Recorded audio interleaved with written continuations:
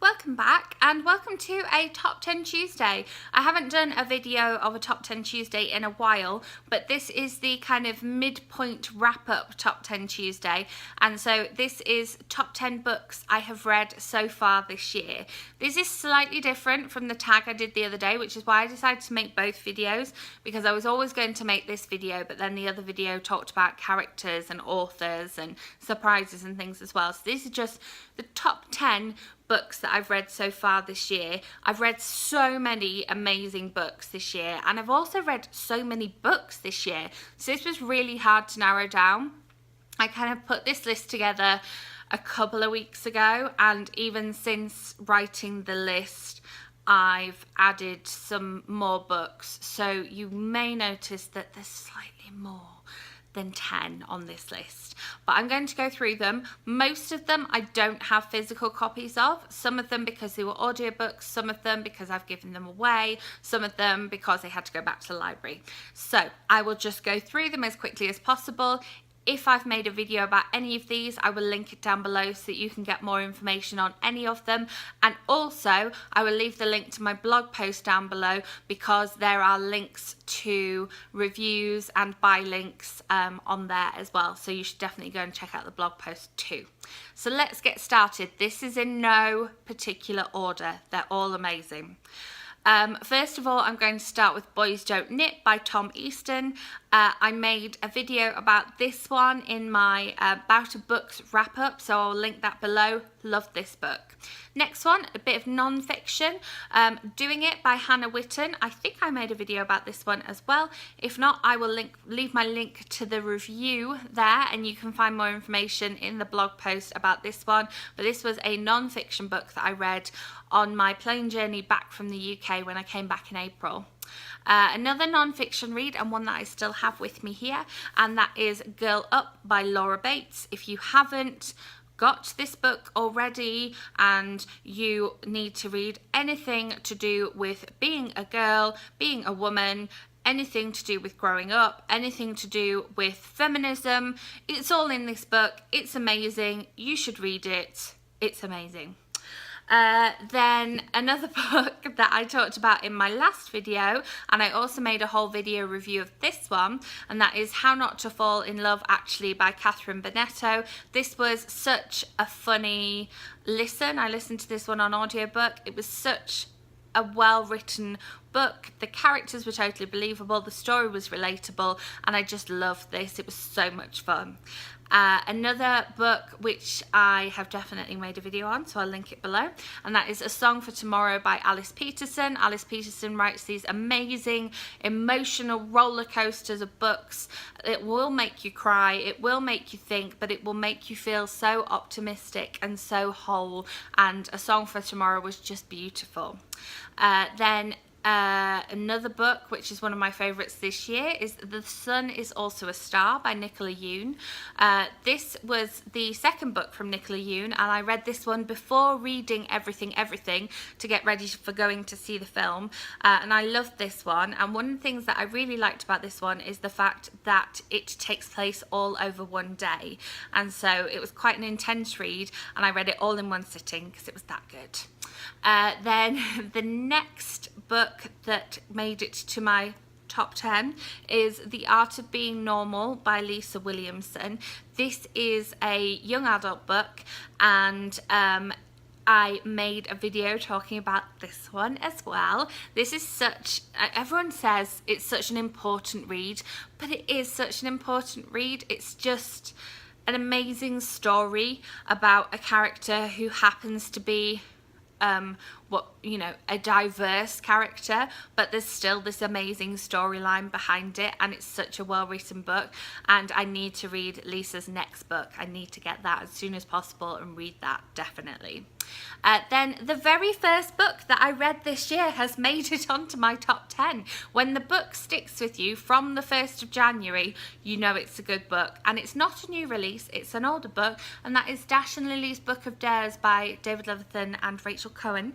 And this one was just, such a lovely read. I am as this video goes up, I'm in New York this week, and I feel like I ought to read this one again because it features the Strand bookstore, and I will definitely be going there at some point this week.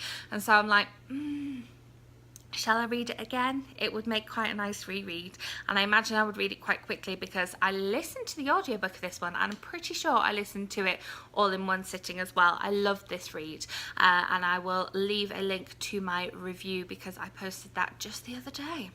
And then another book that I read right at the beginning of the year during the first bout of Books Readathon was Mad Girl by Bryony Gordon, another non-fiction book. This one was, again, an audiobook listen, and it was Bryony reading the book herself, and so I recommended a few other people to listen to this on audiobook, and they have, and they've enjoyed it just as much as I did.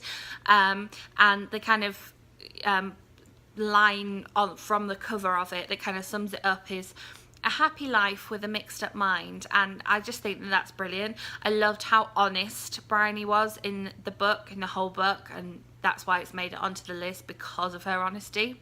Then no surprise that this one has made it onto the list, My Not So Perfect Life by Sophie Kinsella. I can't see it happening that a Sophie Kinsella novel comes out and it doesn't make it onto my top 10 for the year. I think when there's been a Sophie Kinsella release in a year, it's been in my top 10. I loved this. Again, completely relatable character. It's adult fiction, and it was just so much fun, so easy to read, so easy to relate to, and yet dealing with real things that we all have to deal with. And then back to young adult now. The next one that made it onto the list is The Hate You Give by Angie Thomas. I made a whole video review on this one and reviewed it on my blog, so I'll definitely leave those links below.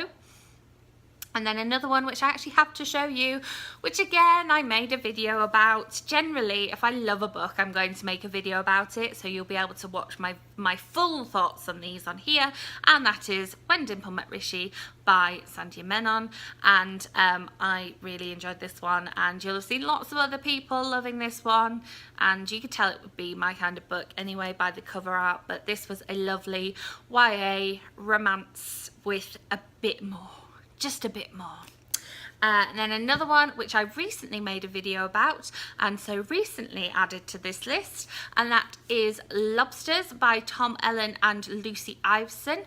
I need to read their new release, which is coming out in August, called Freshers, having read this one in that time between high school and university. Freshers is obviously going to be about people's first year at university when you are a fresher, and so I'm excited to read that one, and this one definitely made it onto the list.